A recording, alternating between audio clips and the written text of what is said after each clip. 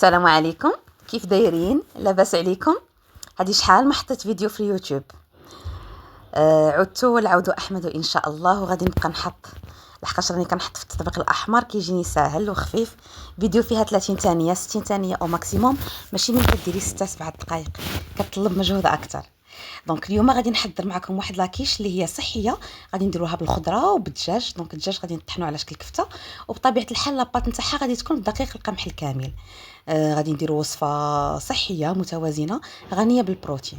جيبي سيداتي غرفيه ديال القمح، هذيك الغرفيه هي 250 غرام. 250 غرام 250 غرام كتعطيك العبار ديال المول المدور الكبير. في المغرب عندنا عندنا انواع تاع المول كيتشابهوا، يعني المول اللي غادي تشوفيه دابا الكبير ديالو. غادي ديري بيضه ولا زوج، انا درت غير وحده.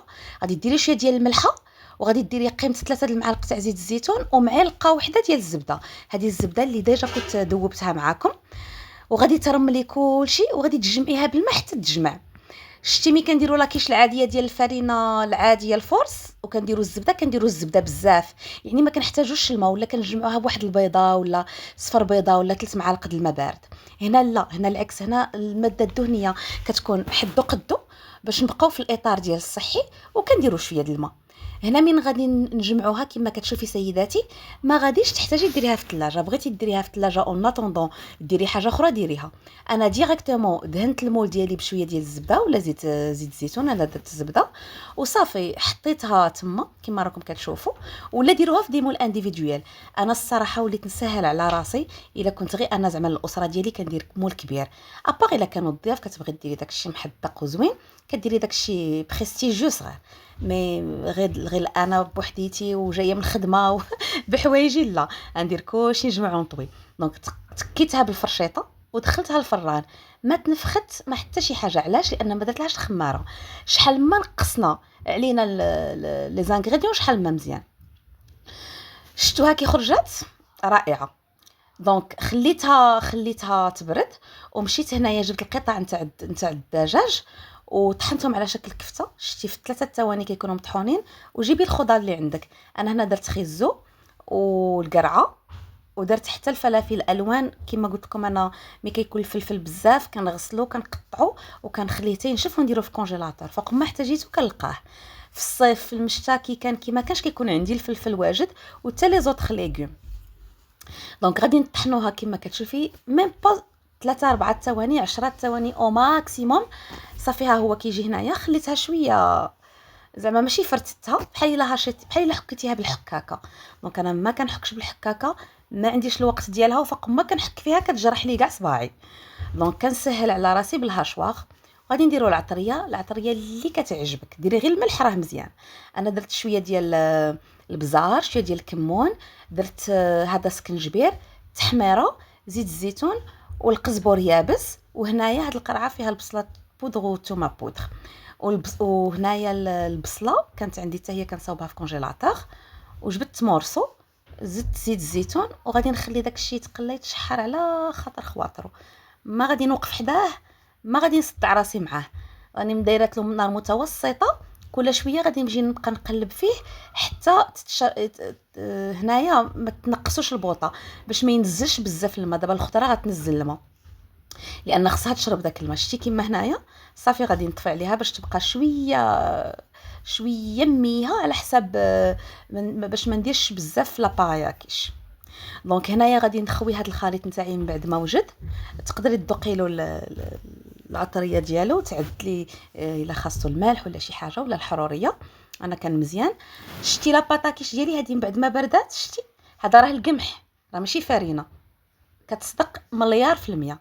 تبعي الطريقه اللي قلت لك وجربيها وغادي تصدق لك مليار في المية. علاش انا كنطيبها في الاول؟ باش نضمن ان العجينه طابت. هي راه غادي طيب ولكن غير ليطمئن قلبي. اما في الاول تقدري ديري لاباط وديري فوق منها لا فارس وديري لاباغايا كيش وتدخليها. انا لا غير كندير لاباط عاد كندير الحوايج الاخرين. صافي هنا درت 3 البيضات وشويه ديال لا كريم فريش فقط. هي الصراحه ما كان عندي لا حليب لا ياغورت ناتور لا حتى شي حاجه، كانوا عندي لو كان زدتهم الحليب والياغورت ناتور كنزيدهم لان غادي يزيدوا لي النسبه تاع البروتينات والنسبه تاع الكالسيوم، ولكن بيسكو ما كانوش عندي صافي خليتها غير هكذاك، وديجا العطريه كنت قويت يعني ما زدت لا بزار لا ملح لا والو في لاباغايا كيش جات هي هذيك. صافي غادي ندرب مزيان هنايا، وكما كتلاحظوا ما درتش النشا وما درتش الخماره، بغيت نخليها هكذاك غادي ناكلوها غير انا ووليداتي، يعني ما غاديش نحتاج انها تجي مفشفشه ولا، واصلا جات مفشفشه. شفتوها كيف جات 10 دقائق شعلت لها غير من الفوق لانه كان كلشي طايب. اللون ديالها شفتو كي كيجي لون ذهبي محمر، كتجي مقالمله، شفتو هاد الجوانب كيجيو مقرملين بحال الا كتاكلي البسبوسه، شي حاجه مبسبسه ماشي البسبوسه.